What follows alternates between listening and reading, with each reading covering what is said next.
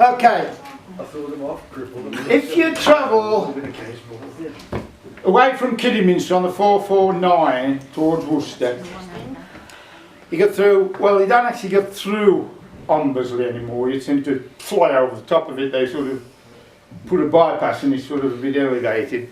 But you carry on past Ombersley, perhaps a mile and a half, and you'll see a little rustic, wooden rustic bus stop. There's a little lane there. Now if you go down that lane, about half a mile, until a few years ago, there was a pair of cottages. They were agricultural workers' cottages, tied cottages. They'd been dilapidated, and this fella, he bought these cottages. He demolished them right away and built himself a nice 4-bedroom house on the plot. Now I ain't sure whether he got all the proper planning permission, because he was a bloke who, he didn't mess about with things like that really. And the house was built, it was finished, and he got everything in there, and all he needed was to connect the services up. Now there was water and electric from the old cottages, so that was no problem.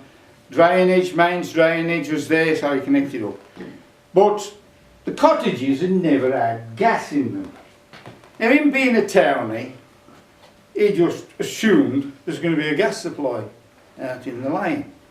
So down he goes to Worcester, to the offices of the gas board, and tells them, he wants a supply.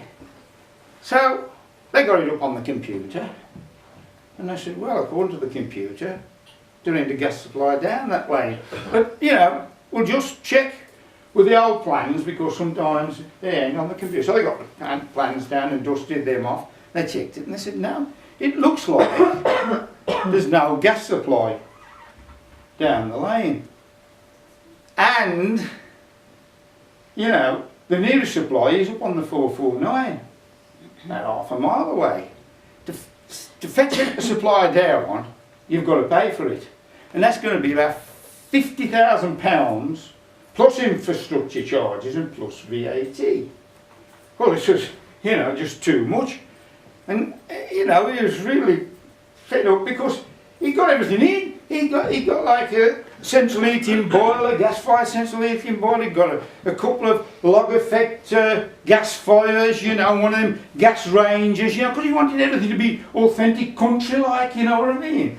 And, well, he went away, thinking, what shall I do? And of course electric was too expensive, and oil, of course he got all the gas in place, so he thought, well, the only way forward is to get one of them gas cylinders, and they come with a tanker and fill them up, and he was thinking along these lines. And then there's a knock on the door. He goes to the door, and there's a fella there. He was one of these travellers, and he got a little wagon, with a horse's head painted on the side of the doors and a tarmac roller hanging off the back. And he said, I was just driving past. He says, I saw your lovely house here.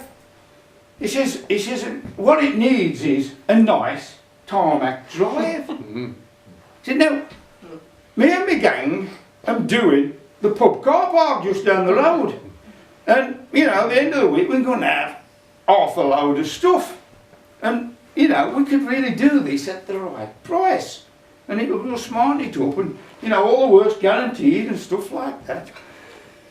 And the bloke says, yeah, he says, well, yeah, I might as well get it done. He said, I was holding off because I've got to get the gas supply in, but there's no gas in the lane. So he told this guy, the story. He said, oh, he said, but anyway, he says, he gave him a quote on the drive, and he said, well, that sounds okay. He said, but it's got to be done now. So he agreed to have the job done.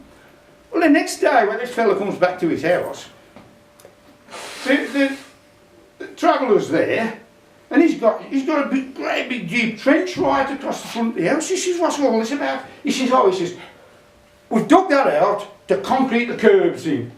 And he said, well, it's a bit deep, and he said, well, yeah, but we like to make a good job. He said, but we found something. He says, we found a gas supply. He said, what? He said, yeah, look, and he pointed into the trench, and there, sure enough, was a yellow pipe.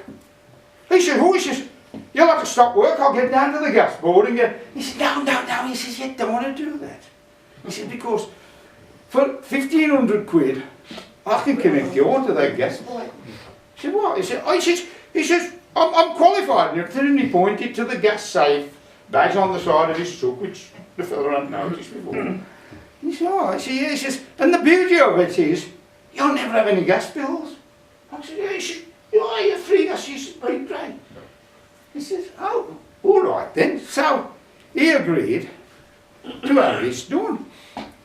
Well, the next afternoon when he come home, you know, to the house, the drive was laid, the cursor in it was lovely, tarmac drive, and the fellow said, no, don't go on the drive for about a week or more, because it'll sink, you know, with the weight. And he says, you've got to let it go off.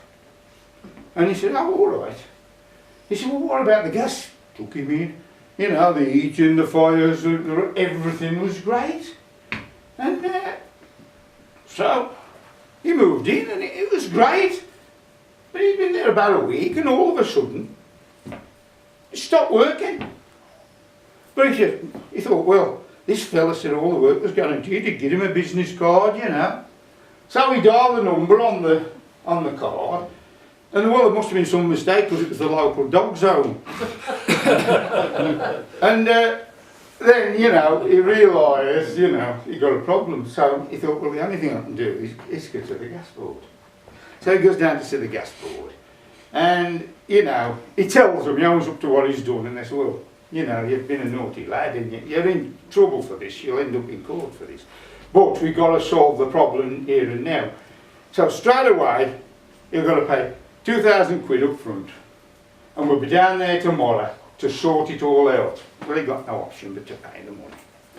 Next morning, the gang turns up with a mini digger.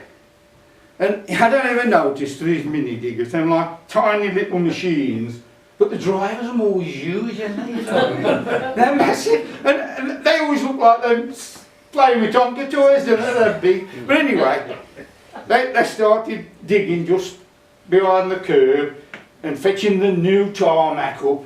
And then the fellow was surprised at the thickness of it, you know, or the lack of thickness of it, because the bloke, you know, said it was quite flimsy actually. And they started digging, and they couldn't find anything. They carried on digging, bit by bit, inch by inch, foot by foot, right the way up the drive, and the brand new tarmac drive was coming up. Then all of a sudden there's this metallic thump. They stopped and had a look to see what it was. And it was one of them big orange Calagas bottles.